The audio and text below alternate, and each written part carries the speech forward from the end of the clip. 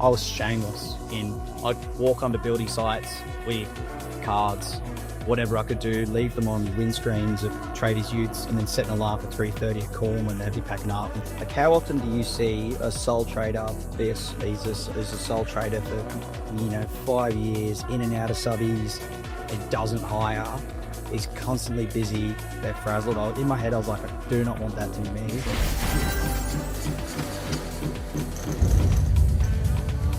Hey everyone, welcome to the Tradies Success Podcast. Here today with Tom Brennan from Calibre Electrical Group. Welcome aboard, man. Mate, thank you so much. Really pumped, really excited, yeah. Stoked to jump into your journey so far and listen to what you've been up to and the growth that you've had recently and some of the lessons you've been learning, which is very exciting. Yeah, they come thick and fast. So yeah, it's been cool. It's been really good. Awesome. Well, I'd like to firstly just kick off, like, what got you in the business? What's the core thing that made you want to start your own business and grow it? Yeah, well, I'm very, very fortunate to have a lot of people around me that are in business, or a lot of older friends that, I look up to in one way or another. And for me, a lot of it was life design. I'm not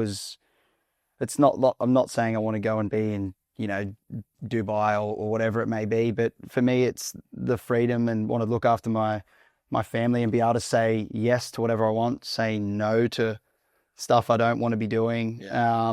And I'm not a control freak, but just the ability to have absolute control over what you can achieve and create was really, for me, like what got me really excited. Like, you can't finish business, you can't complete it. Yeah. So it got me really excited in that sense. Whereas you might be, in a role and you're not sure how like what the path might look like to grow, or what it looks like to get to the next level.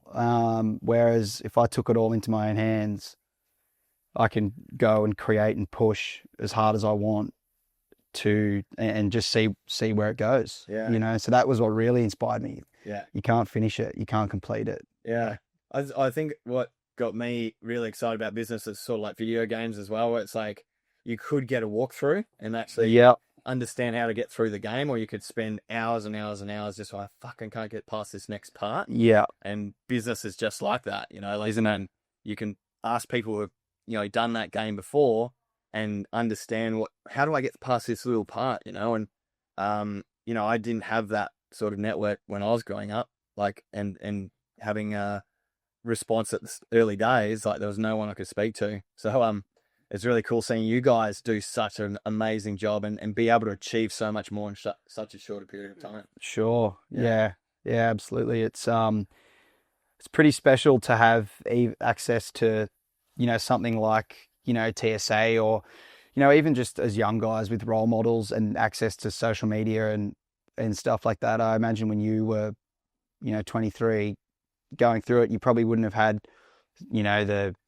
the role models or stuff in your feed, or access to, even the free stuff that's out there that, might trigger an idea or give you some inspiration or some motivation. You had to search for it a lot harder. Yeah. Whereas it's not very hard to find now. And so it's actually a really exciting time to have amazing help and then unlimited inspiration. Like, it's actually a really exciting time to be young and growing. Yeah. So yeah, I just heard Kevin Hart's podcast with Stephen Bartlett on Diary of a CEO. Yeah. He was talking about the exact same thing. It's just like, now the level of access you've got, to people who can just lift you up. Amazing. And help you break through the things that other people take ages figuring out. Yeah. Time, money, obviously, and emotional baggage that comes along with that as well, trying to figure it out. Yeah, 100%. Yeah. Exciting time to be a young business owner, that's for sure. Yeah, mate, it's amazing. I mean, it is a labor of love. Like, it's all I think about. It's 24/7. I said to you before, I couldn't tell you the last time I had 8 hours of sleep. I'm laying awake at night. If I'm not thinking about what I've got to do, I'm thinking about what I can do. Yeah. And how exciting it is. Yeah. And, whether it's, you might be on top of your quotes or whatever it may be, but then it's like, well, what's something I can try and integrate to make life easier? And then you're thinking about that. Yeah. Like, it's just, it's really cool. So it's cool. Yeah. Cool. All right. So let's rewind back and go back into your trade. Like, what did you find was the most valuable lessons you'd learnt, like with some other people you've trained under? Yeah. In terms of attitude, way you show up, just general skills? I would say I was incredibly blessed as an apprentice. I had a really good mix of cruisy workplaces where, sit back, you might sneak a surf in at lunchtime. And then I also had the opposite, which was if you finished a job at 2:30, 3:00, you had to call to try and get half an hour to check in at another job or do something.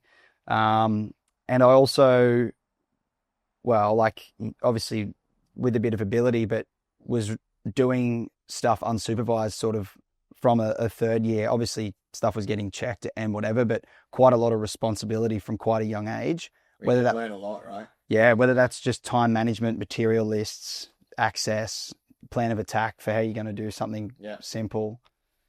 So I learned really quick, but I was always obsessed with, okay, this is great, we're doing it like this, but why are we doing it like this? Like I don't want to just run the cable. I want to know why we're doing this, or what. Like I was obsessed with what goes on behind the walls. Like I just wanted to know why we were doing this, or, fault finding. I would just hammer questions because I was just so obsessed with the why. Yeah. And I was so lucky throughout my apprenticeship. I did jump ship from like doing residential and commercial maintenance and installation to full-time heavy industry role.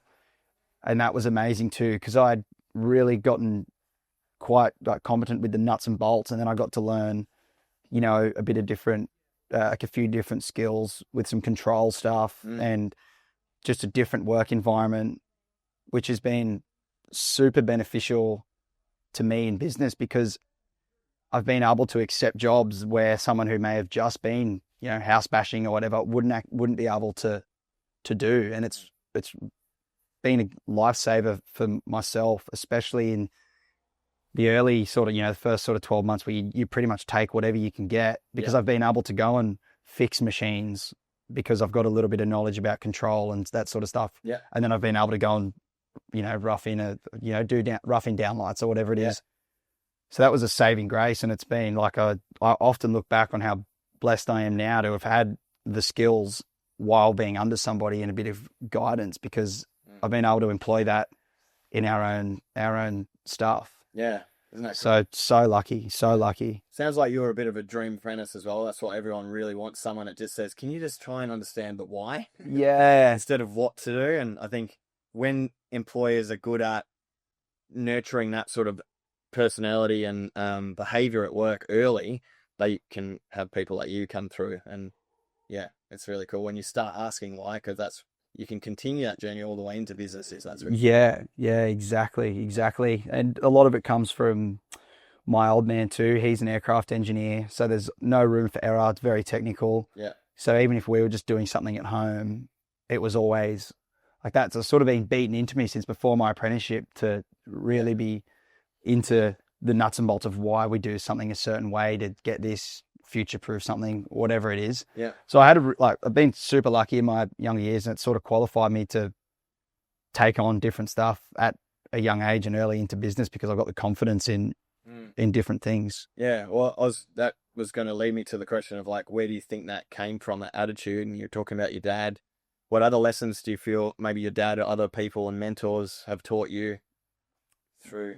Yeah. Well, your upbringing? Yeah, sort of like the best investment you can make. Like you can never spend too much on yourself and your own education. And that was sort of why I signed up to TSA so early, or had been invested in coaching so early. Pretty much I had a logo, and then I was like, right. And just the stuff that, a couple of work shirts, and I was like, okay, I need help. Yeah. I've moved to Sydney. I know nobody in Sydney. I could count on two hands the amount of people I know across the city. I need to get help. So just, that money could be spent on car repayments to drive something flash. How often do you see somebody go out on their own, finance something flash with all the stickers, and they've got no billable hours unless they're subcontracting? It's like, let's invest in the machine. Yeah. So that was the advice that I took from mates in my circle that are 10 years older. Yeah. And just went, just trust the process and invest in the machine. Yeah. Which is, if it's not something with you guys, there's a podcast of someone I like on or, you know, I call one of the older boys that I'm mates with, and we just chop it up about something, bit of inspiration or whatever it is. Yeah. Pretty cool. So blessed, yeah. Yeah. With joining, and it's funny you say that, investing in yourself and reinvesting into the business. Like, I didn't have access to training and stuff, but I kept reinvesting in my next vehicle, and I was pretty proud. I didn't actually buy my own personal car until we had like 7 vans. Yeah. So I always drove the next van the next person was going to come into. Yeah. So every time I went and got a new van, I gave the old one to the next staff member, and then I'd slowly stock up the van that I was in. Yeah. I didn't need all the stuff straight away, and we could manage cash flow like that, and then eventually give that to someone else and take the new one. Yeah, 100%. So that's pretty cool. And then one day I got a Hilux, so I was super pumped to get a car that wasn't a van. And that was actually a really good thing as well, because it stopped me going out on the tools, you know, doing jobs. And that was one of the next breakthrough moments of growing the business and why we put that into the program. Cool, bro. Moving to Sydney, tell me about that. Like, that must have been pretty hard, just going and not knowing anyone. Like, how'd you get off the ground? Yeah, well, one of my best mates from down home, he had moved up, had just a sort of a spot open up in his house. He's like, mate, do you want to move up? Could be good. And I had like an awesome home life. That was great. But I was like, there's more out there, you know, there's more out there, more opportunity, and landed a really good job when I had first moved to Sydney. But it was a bit of an average environment, and yeah, real toxic. It only lasted a couple of weeks, and then it's just started. I just went, I'll just buy a Hilux and I'll just start just single cab buzz box, and I'll just start subbing. Started subcontracting, and that was the first time I'd been back in the residential game, and I kind of forgot how much I actually enjoyed that stuff instead of being, you know, the hard hats covered in coal and whatever else. I really enjoyed it, and we're in like an amazing part of Sydney, and I just saw so much opportunity, and I was like, what have I got to lose? Just gun it, just go for it. Like, your worst case is someone who doesn't try his best case. So worst case, like, I go back to an amazing life down home, or back to another job in Sydney and cruise. But what if it does work out? Yeah. And I was shameless I'd walk onto building sites with cards, whatever I could do, leave them on windscreens of tradies utes, and then set an alarm for 3:30 to call them when they'd be packing up and go, hey, I put my card on the front of your car this afternoon, whether that was a landscaper, a builder. And they had their number on the side of their car? Yeah, or some didn't, and I'd Google them and go, right, that's the contact. Yeah. It was that. I would get with a local cafe, buy a bunch of vouchers, and then do referrals. If you refer me, I'll give you a voucher to this cafe. Like, just anything I could to get skin in the game. And it's sort of funny, like, you look back now and you're swamped with a lot of referral and like return business and word of mouth, and you go, I don't know if I could do it. I don't know if I'd be able to almost do that again. It was good, but it was a really exciting time. Like, you really know you're alive when you're like, this is almost do or die. Like, you need to get some business. How are you going to do it? Just get after it instead of just dropping a few grand on ads. Yeah. You know, like, so that was a pretty exciting period, and that's sort of how it's sort of started. And, you know, some of those people that, you know, I got from probably a terribly scripted cold call, probably a bit nervous, stuttering, still work for them to this day. And it's really good, and it's proof that I've made the right decision, because you go, maybe I'm not too bad at this. Maybe we do provide actually a really good service. And as a young guy, it gives you a lot of confidence. Yeah. Because these people still want to work with you. Yeah. So it's awesome. Pretty cool, isn't it? There's two really powerful things that you talked about just through that last bit. The first one was the way this is a principle I lean on a lot now, called negative visualization. So imagining what is worst case scenario look like. And you can do this for any situation. Like, what is worst case scenario if I hire someone or not? What if I, hire an admin? What if I go and, ask this girl out for a date? Whatever. What's the worst case scenario that can happen? Be okay with that, and everything else is going to be, oh, fuck, that's okay. It could be so much better, like you said. So that's really cool that you knuckled into that. And the second thing was the power of actually personally reaching out to people. And this is what most tradies we deal with in the academy really struggle with, is outbound cold calling. But it is the most powerful thing, because that's first impressions.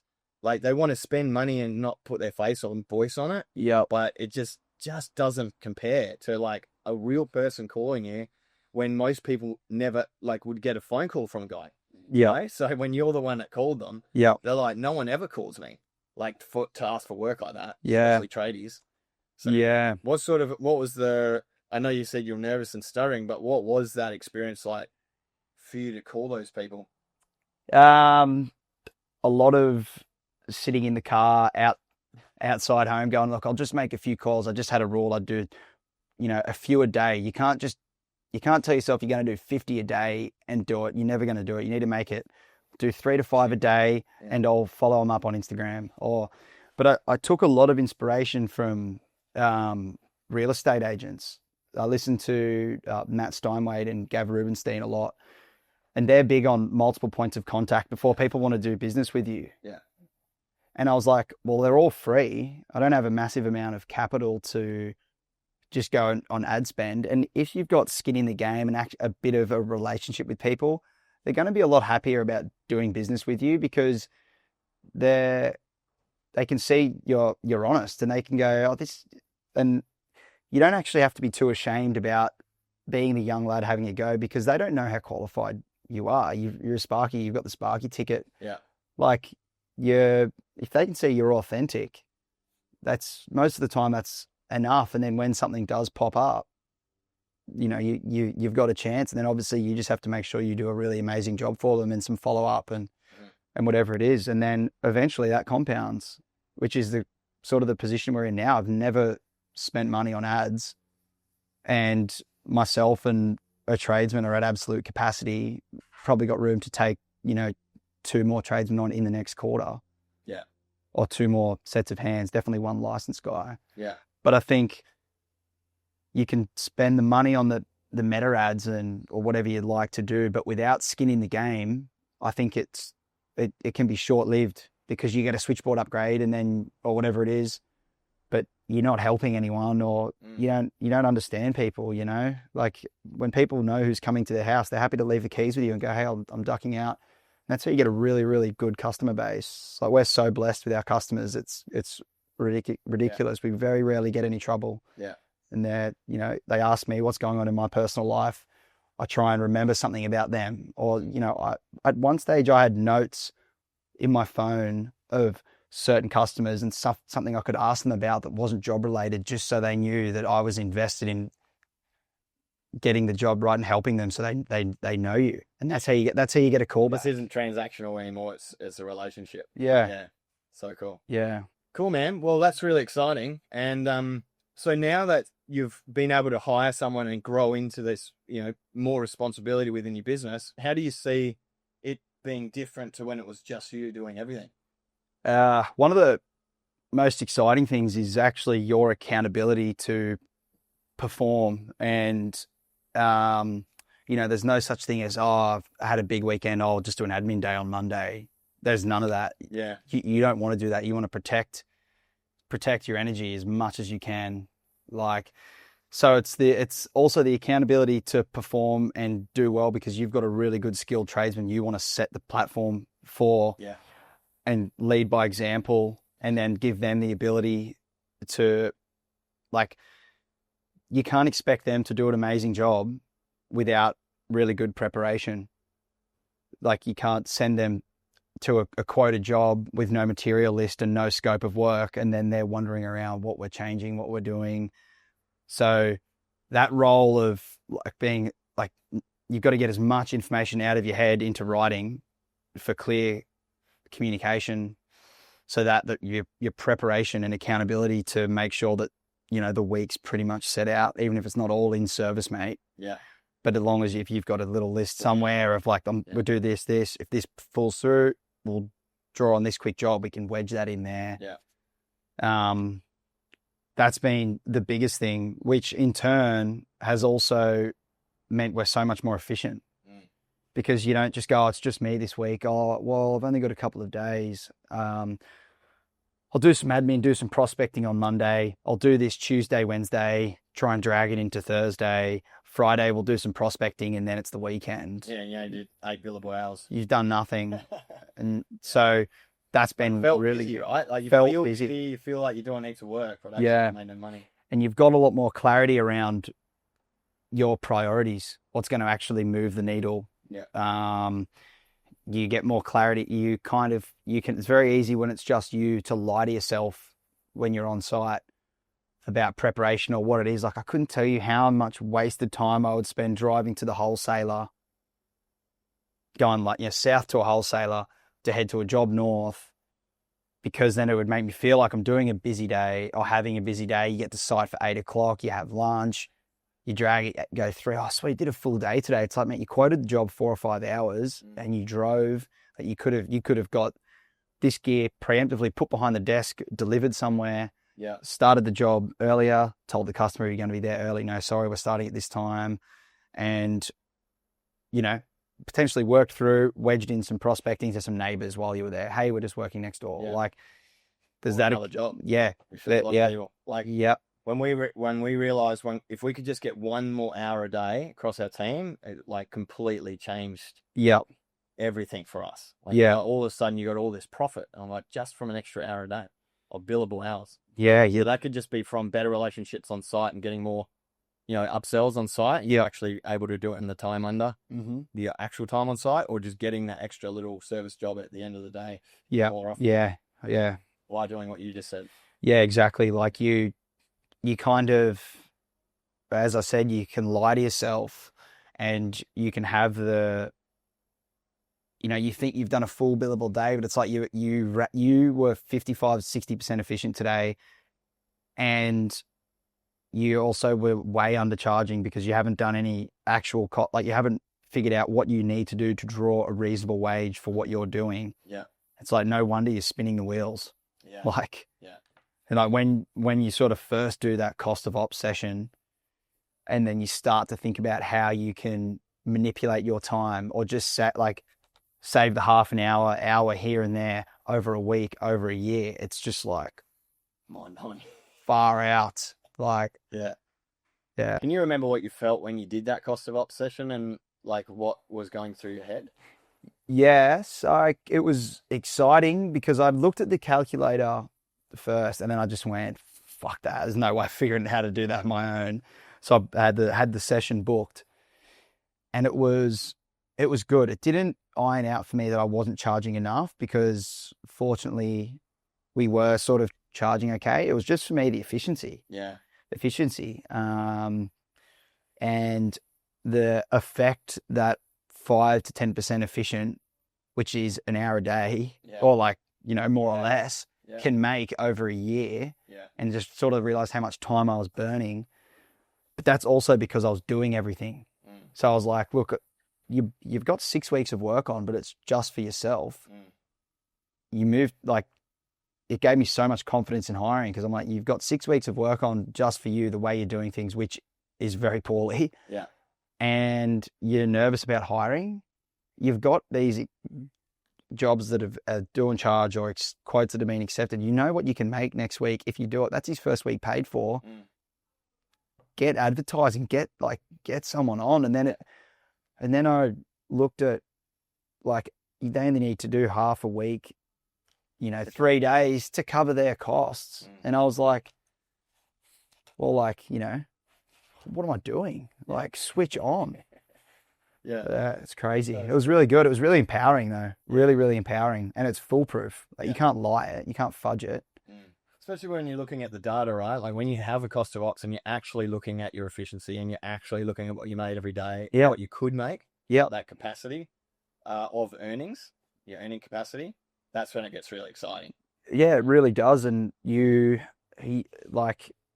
as I said, you would easily burn a couple of hours a day doing a wholesaler run at the end of each day, when you could have called ahead, got it delivered to site because you knew what you needed 2 days ago. Yeah. You could have booked a delivery in, hit the front foot, bang, and then you're fresh and you've got the momentum, instead of sitting in the car thinking you're busier than what you probably actually are. Yeah.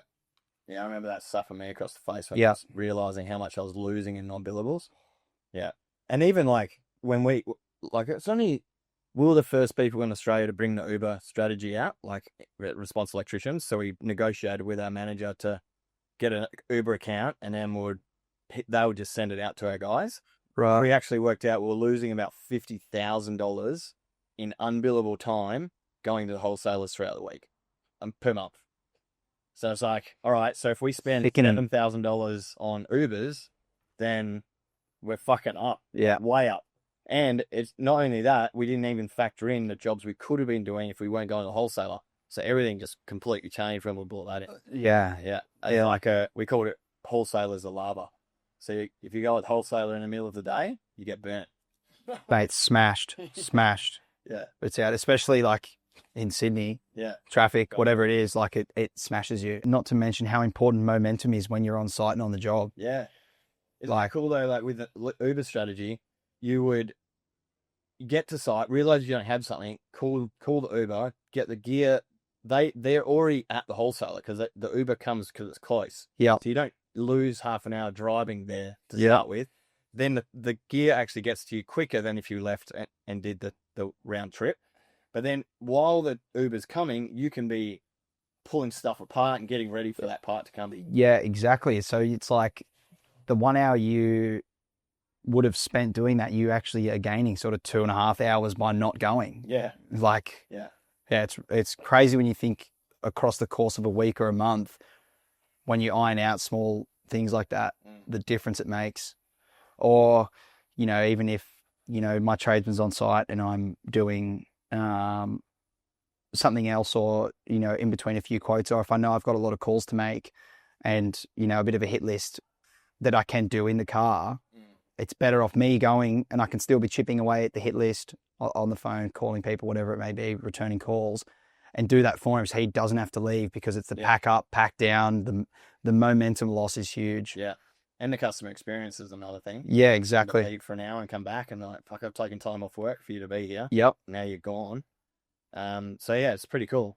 Before we wrap up today, I'd love you to talk through your experience in hiring that first tradesperson, because we have a lot of people that fear doing it. They put it off, like you said. Yeah. They don't understand the impact, and they're also worried that if they hire someone, I won't have enough money or I won't have enough work. So they usually the two reasons people hold off and go, I'm just going to wait a little bit longer until I get a little bit busier to put on that tradesman, and then they delay it, and then it's 3 months, 4 months later when people are still not, put a tradie on. And that's what our coaching team really puts that in the front of everyone's face. So yeah. This isn't an option to not put someone on, because you're just losing so much money being busy and being at capacity yourself. Yep. And not to mention the life impact it has outside of work as well. Yeah, absolutely. Mental state and just your work-life balance. Can you talk through how you felt before being supported through the hiring, or how you felt, what were you thinking, and then what happened after you hired that person, and how's it changed things? Like, how often do you see a sole trader he's a sole trader for 5 years, in and out of subbies, and doesn't hire, is constantly busy, and they're frazzled. In my head, I was like, I do not want that to be me. Yeah. But I can say that without the confidence that TSA instilled in me with data, and then it would have taken me longer to hire. I knew I wanted it because I want to scale and I want to create something really special. Like I'm so passionate about the business, like it's my baby. Yeah. But without the confidence that I had in hiring with you guys, because it's data, it's not a, use round figures, it's not $100,000 a year expense. It's $100,000 a year of capacity or plus, because if they're a great tradesman, that's going to allow you to service customers better, because you're more efficient. I would argue with 2 electricians on a job, you're upwards of 250% quicker, and you're more prepared for jobs. It makes life so, that first hire is like a dead set game changer. I wouldn't have done it as early, and it wouldn't have been as smooth without a lot of the systems and the teachings that you guys have. And like, no disrespect to any of my former employers, because they're the reason I'm in this, like, you know, like a really privileged position. But I was like, I need to do my biggest thing is environment, and I really want to do a good job of onboarding and expectations. And this is sort of how we do things. This might change. I'm new to this as well. Yeah. But I want to rip in, but we've got big goals. So like the onboarding, and the HR coaching, like we had bases covered, and mate, from day one, it was rip in. We did a half day together, just talking through some things, getting to know each other. Yeah. A few systems, experience. Have you done this? Okay, we'll use this. We'll try this. I'll letting them know the style of job. And then, mate, we've been together for 5 or 6 weeks, and I feel like we've been together for 2 or 3 years. Like the onboarding and confidence, which you just would never get anywhere else, is the biggest game changer. There's also an element of you're gonna fucking figure it out. You're gonna figure it out, because when it's your baby and you're passionate about it, you're gonna make it happen. You've gotten this far, you can figure out how to pay someone. Yeah, it's not really that hard. Like, yeah, you know what I mean? You go, oh, there's super, there's this, it's like all the answers are there. So many people before you have done it that probably aren't as smart as what a tradesman might be. Like, if you're a tradesman, you're probably pretty clued up. Yeah. People a lot stupider than you have done it. Yeah. You can figure it out. Just go hard. Yeah. And it's been a game changer. And then as a consequence, without ads, we've gotten, like, we're at max capacity again. And now we've got an extra, call it 35, 36 billable hours a week. And now we're maxing out again. It's like, what? Pretty quick, eh? Yeah. Mate, out of control. Yeah. Yeah. And so how quickly did you notice you had more capacity to focus on overseeing jobs, getting on top of admin, getting on top of your ops, like invoices, quotes, following people? How quickly did you notice that impact? Mate, within about 2 days. Yeah, it's quick. But yeah, I intentionally, for the first couple of weeks, was happy not to be making as much, but was like, my main priority is to keep Matt, shout out Matt as well, by the way, busy and efficient. And then I can sort of massage my time and figure out how my time's best spent. And you kind of get a feel. Obviously, you do your cost of ops with, you need, whatever it might be, 56 billable hours a week, whatever. But you kind of get a feel for how many hours, if you do on site, the wheels start to fall off behind the scenes. And I sort of discovered that within a couple of weeks. And like, it's the change and the confidence in attacking jobs. You're not waiting on subbies. Like, you will sleep better within a week and a half, 2 weeks. Yeah. It's special. Yeah. It's really good. Cool, bro. We're really excited to have you in the academy, and we're going to do a follow-up podcast in a year, because we think you're going to crush it. So I'm excited. Work. And thanks for coming on the show. Yeah, thank you so much for having me. It's been really special, and I'm so excited to see what the next 12 months are going to bring for, well, I'll say the team, because there's going to be more of us. So yeah, but yeah, it's a really exciting time. So yeah. All right, man. Thanks, everyone. Join us next time. Have a good day.